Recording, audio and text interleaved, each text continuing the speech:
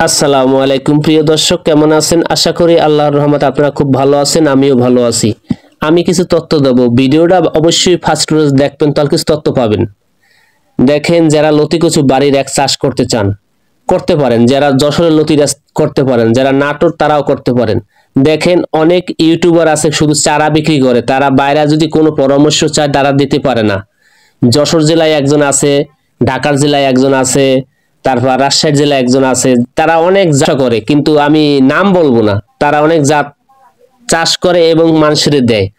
তাদের কাছে ফোন দিলে যে তার কাছ থেকে চারা নেই না, মনে করেন আমার কাছ থেকে আপনি চারা নেন নাই, তারপর আপনি ফোন দিয়েছেন, আল্লাহর রহমতে এই পর্যন্ত অনেক পরামর্শ দিয়ে থাকি, দিছি। ঠিক আছে, তো আপনারা যারা পরামর্শ আমার কাছ থেকে নিয়েছেন, আল্লাহর রহমতে মনে হয় ক্ষতি হয় না, লাভ ছাড়া। কিন্তু অনেক আছেন ইউটিউবার, তারাদের ফোন দিলে তারা বলেন বাইরে সার্ভিসিং দেন না। কেন ভাই? বাইরে সার্ভিসিং দিলে আপনার ম্যানেজার চলে যাবে না, দুইটা কথা বলে আপনার কোনো ক্ষতি হবে? একটা মানুষ বোঝে না, জানে না, সে নতুন অবস্থায় এই চাষ করতেছে, তার একটু পরামর্শ দেন না, উপকার হবে ভাই, আখেরাতের জন্য ভালো হবে ভাই। এই জন্য বলি ভাই, আপনারা মানুষের পালে উপকার করবেন, ক্ষতি করবেন না। ঠিক আছে, ক্ষতি করে কোনো লাভ হবে না ভাই, পরবর্তীতে আপনার জিরো হবে। ঠিক আছে, এই জন্য বলি ভাই, একজন মানুষ যদি একটা মানুষের কাছে ফোন দেয়, অবশ্যই ফোনটা রিসিভ করে তারে ভালো মন্দ দুইটা কথা বলবেন। দেখেন, এই যে নাটোর, দেখেন এই নাটোরের যে এই জাতটা, যে আমি বলি যে ভাই নাটোর লাগাইয়েন না। ঠিক আছে, এই দেখেন, এই মাঝে মাঝে কিন্তু আমি লতিরাজ বাড়ির এক লাগাইছি, সে জাতও দেখাবো নে। ঠিক আছে, আর নাটোর যে আমি সবসময় একটি কথা বলি যে নাটোর চাষ করবেন না, তারা ছোট ছোট এই চারা, মানে একটু লতি হয়ে চারা হয়ে যায়। আরে ভাই, ছোট ছোট চারা হওয়ার ওই জাত নিয়ে আপনারা কখনোই সফলম্বন লাভবান হইতে পারবেন না।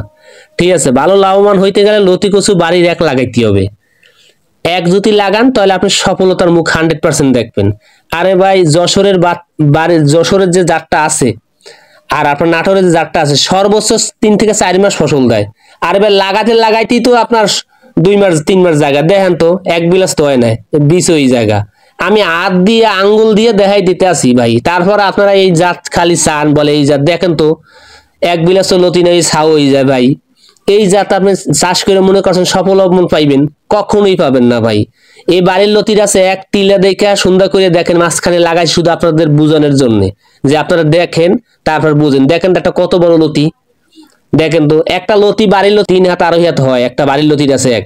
ঠিক আছে, আর এই নাটোরের আর যশোরের লতির আছে কয় সালা বড় হয়, আর নাটোরের লতি হয় মোটা মোটা বড়, ওগুলা খাই কোনো স্বাদ নাই ভাই।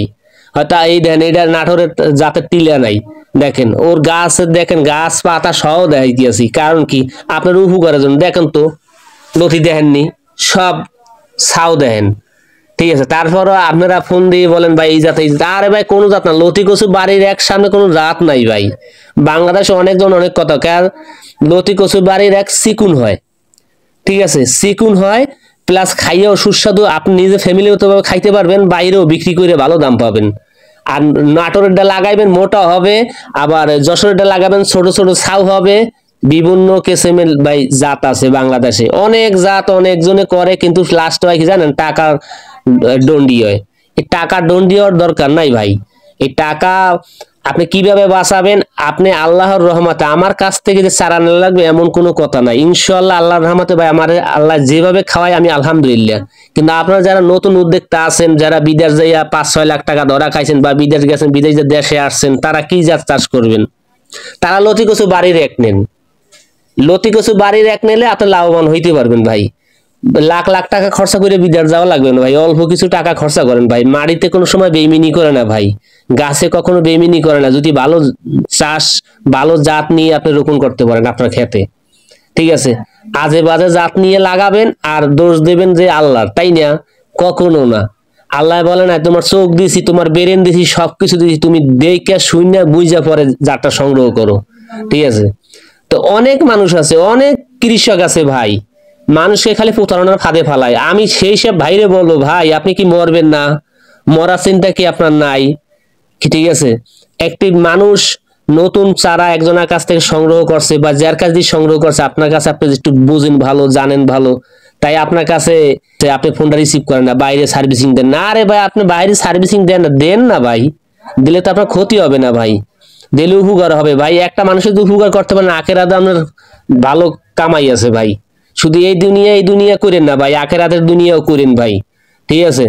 তো আমার এই কথা এই কাজে যদি আপনারা মিল পান, মনে করেন যে না আমার কাছ থেকে আপনি সফলম্বন পাইবেন এবং আমার কাছ থেকে আরানি আপনি সফলম্বন পাইবেন, তো নিতে পারেন, আমার কোনো সমস্যা নাই, ঠিক আছে? বাংলাদেশের সর্বোচ্চ বৃহত্তম জাত লতি কচু বাড়ির এক, যারা চারা সংগ্রহ করতে চান তারা সংগ্রহ করতে পারেন, অবশ্যই কোনো সমস্যা হবে না। আর আমার এই ভিডিও ভালো লাগলে অবশ্যই চ্যানেলটা সাবস্ক্রাইব, একটি লাইক, একটি কমেন্ট করবেন। আল্লাহ হাফেজ।